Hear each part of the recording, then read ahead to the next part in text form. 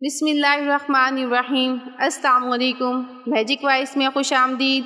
آج ہم جانیں گے حضرت داؤد علیہ السلام کے بارے میں، زبور اور لحن داؤدی کے متعلق، اور یہ کہ کس طرح اللہ تعالیٰ نے لوہے کو آپ کے ہاتھوں میں موم کی طرح نرم کیا۔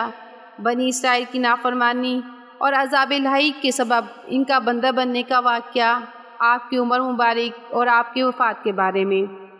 حضرت داؤد علیہ السلام طالوت کی فوج میں شامل تھے، اور جالوت کو قتل کرنے کی بنا پر آپ اپنی قوم میں ہر دل عزیز ہوئے، اور طالوت کے بعد آپ بادشاہ مقرر ہوئے۔ آپ شجاعت اور فکر و تدبر جیسے اوصاف کے پیش نظر کامل و اکمل انسان تھے۔ فتح و کامرانی آپ کے قدم چومتی تھی، اور آپ پر خدا کے فضل کا یہ حال تھا کہ دشمن کے مقابلے میں آپ کی جماعت کتنی ہی مختصر ہوتی، کامیابی ہمیشہ آپ ہی کے ساتھ رہتی۔ اس لیے تھوڑے عرصے میں آپ نے شام، عراق، فلسطین اور شرق اردن کے علاقوں پر اپنا حکم نافذ کیا، اور خلیج عقبہ سے لے کر فرات کے تمام علاقوں اور دمشق تک تمام ملک آپ کے زیر نگی تھے۔ اس لیے کہنا بے جانا ہوگا کہ آپ کی حکومت بلا شرکت ساری اقوام کی واحد سلطنت تھی۔ پھر اتنی عظیم مملکت کے ساتھ ساتھ وہی الہی کے شرف نے آپ کی عظمت و شوکت کو اور بھی زیادہ بلند کر دیا۔ رعایا کو یقین تھا کہ حضرت داؤد علیہ السلام کے سامنے انتہائی پیچیدہ اور کذب و افتراء سے بھرپور معاملہ بھی پیش ہو جائے، تب بھی وہی الہی کے ذریعے آپ پر حقیقت حال منکشف ہو جاتی تھی۔ اس لیے جن و انس میں سے کسی کو بھی یہ حوصلہ نہیں ہوتا تھا کہ ان کے حکام کی خلاف ورزی کریں۔ ابن جریر رحمۃ اللہ نے اپنی تاریخ میں حضرت ابن عباس رضی اللہ عنہ کی یہ روایت نقل کی ہے کہ ایک مرتبہ دو افراد ایک بیل کا جھگڑا لے کر حضرت داؤد علیہ السلام کی خدمت میں پیش ہوئے۔ ہر ایک یہ کہتا تھا کہ یہ بیل میرا ہے۔ آپ نے اس قصے کا فیصلہ دوسرے دن پر مؤخر کر دیا۔ دوسرے دن آپ نے مدعی سے فرمایا کہ رات کو اللہ تعالیٰ نے مجھ پر وحی نازل کی ہے کہ تجھے قتل کر دیا جائے گا، لہٰذا تو اسے صحیح بات بیان کر۔ تو اس نے کہا کہ اللہ کے نبی، اس مقدمے میں میرا بیان قطعاً سچ ہے، لیکن اس واقعے سے قبل میں نے اس مدعی علیہ کے والد کو دھوکہ دے کر قتل کر دیا تھا۔ اس پر آپ نے اس کے قتل کا حکم صادر فرمایا۔ اس قسم کے واقعات اکثر ہوتے تھے، جس کی وجہ سے آپ کے حکم اور عظمت کے سامنے سب پست و فرما بردار تھے۔ قرآن مجید کی آیت ذیل میں اسی عظمت و مملکت و تدبر، حکمت و نبوت کا اظہار کیا گیا ہے۔ اللہ تعالیٰ نے فرمایا، اور ہم نے اس کی حکومت کو مضبوط کیا اور اس کو حکمت عطا کی اور صحیح فیصلے کی قوت بخشی۔ فصل الخطاب کی مختلف تفسیریں کی گئی ہیں۔ بعض نے فرمایا ہے کہ اس سے مراد زور بیان اور قوت خطابت ہے، چنانچہ آپ اونچے درجے کے خطیب تھے، اور خطیبوں میں حمد و صلات کے بعد اما بعد آپ ہی نے سب سے پہلے کہنا شروع کیا۔ اور بعد حضرات نے فرمایا ہے کہ اس سے مراد بہترین قوت فیصلہ ہے، یعنی اللہ نے آپ کو جھگڑے چکانے اور تنازعات کے فیصلے کرنے کی قوت عطا فرمائی۔ اللہ تعالیٰ نے آپ کو بنی اسرائیل کی رشد و ہدایت کے لیے زبور عطا کی، چنانچہ آپ نے شریعت موسوی کو اثر نو زندہ کیا، اسرائیلیوں کو راہ ہدایت دکھائی۔ زبور خدا کے ہم کے نغموں سے معمور تھی، اور حضرت داؤد علیہ السلام کو خدا تعالیٰ نے ایسا لہجہ اور سحر انگیز لحن عطا فرمایا تھا کہ آپ جب زبور کی تلاوت فرماتے تو جن و انس حتیٰ کہ وحوش اور طیور تک وجد میں آ جاتے۔ اس لیے لحن داؤدی آج تک ضرب المثل ہے۔ مسند عبدالرزاق میں ہے کہ نبی اکرم صلی اللہ علیہ وسلم جب ابو موسیٰ اشعری رضی اللہ عنہ کے حسن صوت کو سنتے تو فرماتے کہ ابو موسیٰ کو اللہ تعالیٰ نے لحن داؤدی عطا فرمایا ہے۔ اللہ تعالیٰ نے اس کو اس طرح بیان فرمایا، اور ہم نے داؤد کو اپنی جانب سے برتری عطا کی تھی۔ ہم نے پہاڑوں کو حکم دیا کہ اے پہاڑ داؤد کے ساتھ تسبیح میں موافقت پیدا کرو، اور پرندوں کو بھی یہی حکم دیا۔ اس سے مراد وہ صفات ہیں جو دوسروں سے زائد آپ کو عطا کی گئی۔ اللہ تعالیٰ نے ہر نبی و پیغمبر کو بعض امتیازی صفات عطا کی ہیں جو ان کی مخصوص فضیلت سمجھی جاتی ہیں۔ آپ کو نبوت اور رسالت کے ساتھ ساتھ پوری دنیا کی سلطنت و حکومت بھی عطا فرمائی، اور ایسے خوش آواز دی کہ جب اللہ کے ذکر اور زبور کی تلاوت میں مشغول ہوتے تو پرندے ہوا میں اڑتے ہوئے سننے کو جمع ہو جاتے۔ اور اللہ نے پہاڑوں کو حکم دیا کہ جب داؤد علیہ السلام اللہ تعالیٰ کا ذکر کریں تو تم بھی وہ کلمات پڑھ کر لٹاؤ۔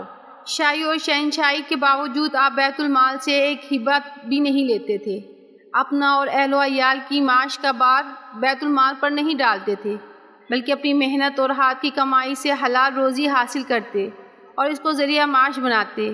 حضور اکرم صلی اللہ علیہ وسلم نے ارشاد فرمایا کہ ہر کسی انسان کا بہترین رزق اس کے اپنے ہاتھ سے کمایا ہوا رزق ہے، اور بلا شبہ حضرت داؤد علیہ السلام اپنے ہاتھ سے روزی کماتے تھے۔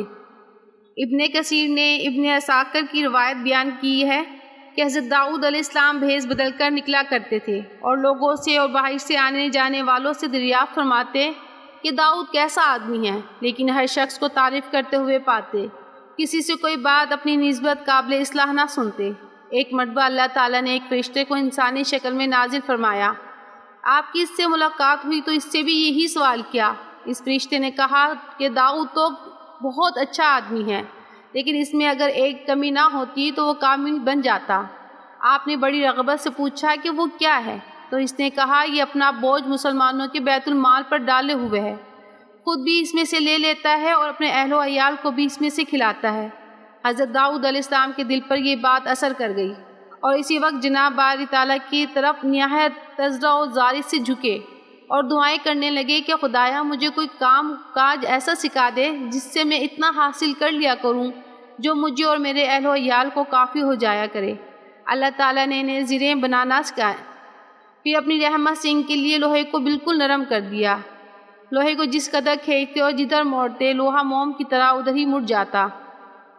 خدا کا ایسا فضل آپ پر ہوا کہ آپ کے لیے لوہا بالکل نرم کر دیا گیا، نہ انہیں لوہے کی بھٹی میں ڈال کر گرم کرنے کی ضرورت تھی اور نہ ہی ہتھوڑے مارنے کی حاجت۔ لوہا ہاتھ میں آتے ہی ایسا ہو جاتا جیسے دھاگا۔ اب اس لوہے سے بفرمان خدا بندی آپ زریں بناتے تھے، بلکہ یہ بھی کہا گیا ہے کہ دنیا میں سب سے پہلے زرہ آپ ہی نے ایجاد کی، جن میں صرف ایک زرہ بناتے جو 6000 میں بک جاتی، 2000 گھر بار کے خرچ کے لیے رکھ لیتے اور باقی 4000 لوگوں کو کھلانے پلانے میں صرف کر دیتے۔ زرہ بنانے کی ترکیب داؤد علیہ السلام کو خود اللہ نے سکھائی، جیسا کہ ارشاد ہے اور ہم نے داؤد کو زرہ بنانا سکھایا تاکہ وہ تم کو تمہاری لڑائی میں محفوظ رکھے۔ پرانے زمانے کی لڑائی میں زرہ بڑے بچاؤ کا کام دیتی تھی۔ یہ ایک قسم کا کرتا ہوتا تھا جو لوہے کی تاروں سے بنا ہوتا تھا۔ حضرت داؤد علیہ السلام کے ہاتھ میں چونکہ لوہا نرم ہو جاتا تھا، اس لیے آپ بغیر کسی تکلیف کے اور بغیر آگ کے کام کیا کرتے تھے۔ مسند احمد میں ہے کہ حضور اکرم صلی اللہ علیہ وسلم فرماتے ہیں کہ 2 عورتیں جن کے ساتھ ان کے 2 بچے بھی تھے، ایک بھیڑی آ کر ایک بچے کو اٹھا کر لے گیا، ایک بچہ جو رہ گیا تھا اس پر دونوں عورتیں آپس میں جھگڑنے لگی کہ یہ میرا بچہ ہے۔ آخری مقدمہ حضرت داؤد علیہ السلام کے سامنے پیش ہوا۔ آپ نے بڑی عورت کے حق میں یہ فیصلہ دے دیا کہ یہ بچہ تیرا ہے۔ جب یہاں سے نکلے تو راستے میں حضرت سلیمان علیہ السلام تھے۔ انہوں نے دونوں کو بلا کر فرمایا کہ چھری لاؤ، میں اس بچے کو کاٹ کر آدھا آدھا کر کے ان دونوں کو دے دیتا ہوں۔ اس پر بڑی عورت تو خاموش ہو گئی، مگر چھوٹی نے واویلا شروع کر دیا، خدا آپ پر رحم کرے، آپ ایسا نہ کیجیے، بلکہ لڑکا اسی کا ہے، اسی کو دے دیجیے۔ حضرت سلیمان علیہ السلام نے اس معاملے کو سمجھ گئے اور بچہ چھوٹی عورت کو دلا دیا۔ ایسے ہی ایک واقعہ ابن کثیر نے ابن عساکر کے حوالے سے نقل کیا ہے کہ ایک خوبصورت عورت تھی، ایک رئیس نے اس سے ملنا چاہا لیکن عورت نہ مانی۔ اسی طرح 3 اور شخص نے بھی اس سے برائی کا ارادہ کیا لیکن وہ باز ہی رہی۔ اس پر وہ روسا بگڑ گئے اور آپس میں اتفاق کر کے حضرت داؤد علیہ السلام کی عدالت میں جا کر سب نے گواہی دی کہ یہ عورت اپنے کتے سے ایسا کام کراتی ہے۔ چاروں کے متفقہ بیان پر حکم ہوا کہ اسے رجم کیا جائے۔ اسی شام کو حضرت سلیمان اپنے ہم عمر لڑکوں کے ساتھ بیٹھ کر آپ کے حاکم بنے اور 4 لڑکے ان لوگوں کی طرح آپ کے پاس اس مقدمے کو لائے اور عورت کی نسبت یہی کہا۔ آپ نے حکم دیا کہ ان 4 کو الگ الگ کر دو۔ پھر ایک کو اپنے پاس بلایا، اس سے پوچھا کتے کا رنگ کیا ہے؟ اس نے کہا کہ سیاہ تھا۔ دوسرے کو اپنے پاس بلایا، اس سے بھی یہی پوچھا تو اس نے کہا کہ سرخ رنگ کا تھا۔ تیسرے نے کہا کہ خاکی رنگ کا تھا۔ چوتھے نے کہا اس کا رنگ سفید تھا۔ آپ نے اسی وقت فیصلہ دے دیا کہ یہ نیری تہمت ہے اور ان 4 کو قتل کر دیا جائے۔ حضرت داؤد علیہ السلام کے سامنے بھی یہی واقعہ بیان کیا گیا۔ آپ نے اسی وقت ان 4 امیروں کو بلایا اور اسی طرح ان سے الگ الگ اس کتے کے رنگ کے متعلق سوال کیا۔ گڑبڑا گئے، کسی نے کچھ کہا، کسی نے کچھ۔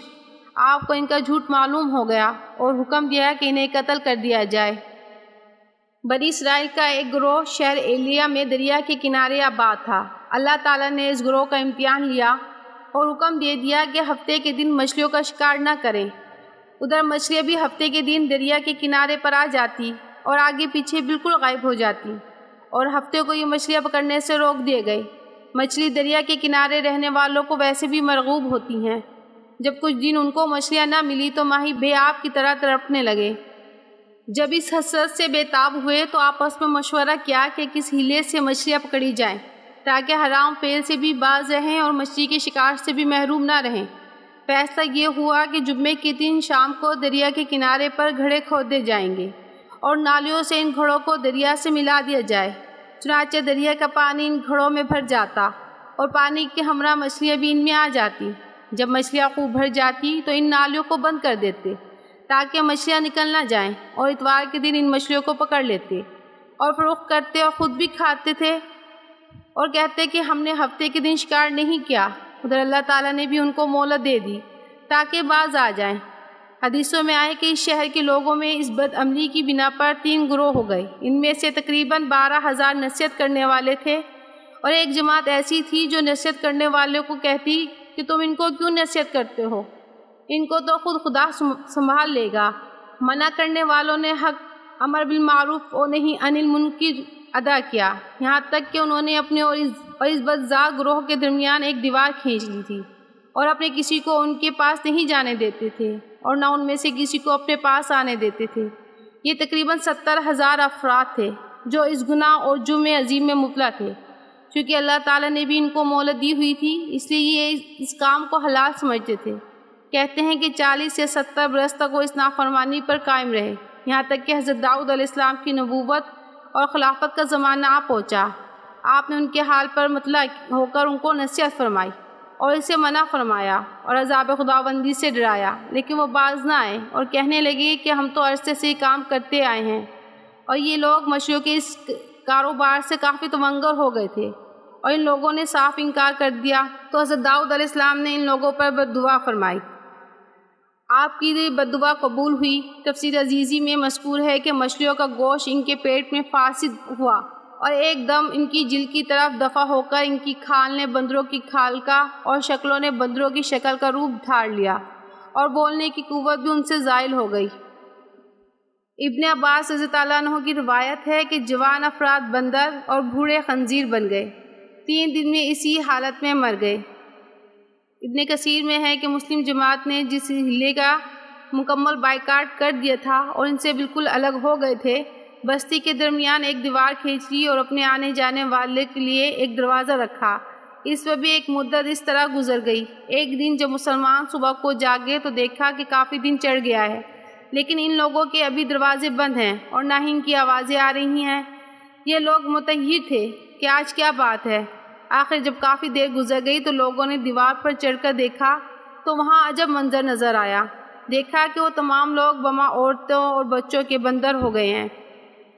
ان کے گھر جو راتوں کو بند تھے اسی طرح بند ہیں۔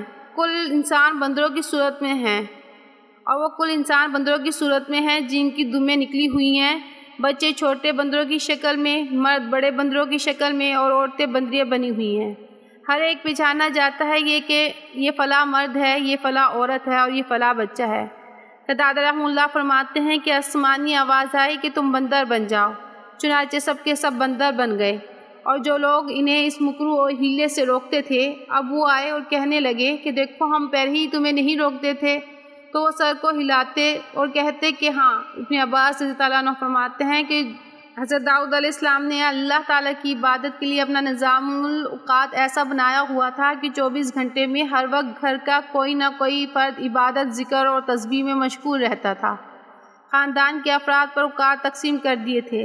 اس طرح حضرت داؤد علیہ السلام کا مصلی کسی وقت بھی نماز پڑھنے والے سے خالی نہ رہتا تھا۔ بخاری و مسلم کی حدیث ہے کہ حضور پاک صلی اللہ علیہ وسلم نے فرمایا، نمازوں میں اللہ کے نزدیک محبوب تر نماز حضرت داؤد علیہ السلام کی ہے۔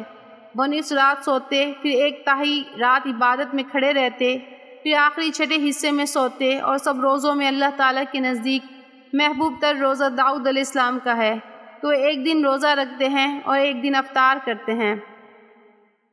جب اللہ تعالیٰ نے حضرت داؤد علیہ السلام پر اپنی بے بہا نعمتوں کا ذکر کر کے شکر کرنے کا حکم دیا اور فرمایا، اے آل داؤد شکر کا عمل کرو، اور میرے بندوں میں شکر کرنے والے بہت کم ہیں۔ حضرت فضیل بن ایاز رحمۃ اللہ سے منقول ہے کہ حضرت داؤد علیہ السلام نے اللہ تعالیٰ سے عرض کی کہ میرے پروردگار، میں آپ کا شکر کس طرح پورا کر سکتا ہوں، جبکہ میرا شکر قولی ہو یا عملی ہو وہ بھی آپ ہی کی عطا کردہ نعمت ہے، اور اس پر بھی مستقل شکر واجب ہے۔ حق تعالیٰ نے ارشاد فرمایا، یعنی اے داؤد، اب آپ نے شکر ادا کر دیا۔ حضرت ابو ہریرہ رضی اللہ عنہ فرماتے ہیں کہ نبی اکرم صلی اللہ علیہ وسلم نے ارشاد فرمایا کہ روز اول میں جب حضرت آدم علیہ السلام کو صلب سے ان کی ذریت کو نکال کر ان کے سامنے پیش کیا گیا تو انہوں نے ایک خوبصورت چمکتی ہوئی پیشانی والے شخص کو دیکھ کر دریافت کیا کہ پروردگار یہ کون شخص ہے؟ جواب ملا، تمہاری ذریت سے بہت بعد میں آنے والی ہستی حضرت داؤد علیہ السلام ہیں۔ حضرت آدم علیہ السلام نے عرض کی کہ اس کی عمر کیا مقرر کی گئی ہے؟ تو ارشاد ہوا کہ 60 سال۔ تو حضرت آدم علیہ السلام نے عرض کی کہ الہی، میں اپنی عمر کے 40 سال اس نوجوان کو بخشتا ہوں۔ مگر جب حضرت آدم علیہ السلام کی وفات کا وقت آ پہنچا تو حضرت آدم علیہ السلام نے ملک الموت سے کہا کہ ابھی تو عمر کے 40 سال باقی ہیں۔ فرشتہ موت نے کہا کہ آپ بھول گئے، آپ نے تو اپنی عمر کے 40 سال اپنے بیٹے داؤد کو دے دیے تھے، لہٰذا اب آپ کی عمر پوری ہو گئی۔ اس روایت سے معلوم ہوتا ہے کہ آپ کی عمر مبارک 100 سال کی ہوئی۔ مسند احمد میں ہے کہ رسول پاک صلی اللہ علیہ وسلم فرماتے ہیں کہ حضرت داؤد علیہ السلام بہت ہی غیرت والے تھے۔ جب آپ گھر سے باہر جاتے تو دروازہ بند کر کے جاتے، پھر کسی کو اندر جانے کی اجازت نہ ہوتی۔ ایک مرتبہ اسی طرح باہر تشریف لے گئے تو تھوڑی دیر کے بعد ایک بیوی صاحبہ کی نظر اٹھی تو دیکھتی کیا ہے کہ گھر کے بیچوں بیچ ایک صاحب کھڑے ہیں، تو پریشان ہو گئیں اور دوسروں کو بھی دکھایا تو سب آپس میں کہنے لگی کہ یہ کہاں سے آ گئے، دروازے تو بند ہیں، خدا کی قسم داؤد کے سامنے ہماری سخت رسوائی ہوگی۔ اتنے میں حضرت داؤد علیہ السلام بھی آ گئے۔ آپ نے انہیں کھڑا دیکھا تو پوچھا کہ تم کون ہو؟ انہوں نے جواب دیا کہ وہ ہوں جسے کوئی روک نہیں سکتا، اور وہ ہوں جسے کسی بڑے سے بڑے کی پرواہ نہیں۔ حضرت داؤد علیہ السلام سمجھ گئے اور فرمانے لگے کہ مرحبا مرحبا، آپ ملک الموت ہیں۔ اسی وقت اس نے آپ کی روح قبض کر لی۔ سورج نکل آیا اور آپ پر دھوپ آ گئی تو حضرت سلیمان علیہ السلام نے پرندوں کو حکم دیا کہ وہ حضرت داؤد علیہ السلام پر سایہ کریں، تو پرندوں نے اپنے پر کھول کر ایسی گہری چھاؤں کی کہ زمین پر اندھیرا سا چھا گیا۔ پھر حکم کیا کہ ایک ایک کر کے اپنے پروں کو سمیٹ لو۔ توریت کے الفاظ سے معلوم ہوتا ہے کہ داؤد علیہ السلام اپنے باپ دادا کے شہر سیون میں دفن ہوئے۔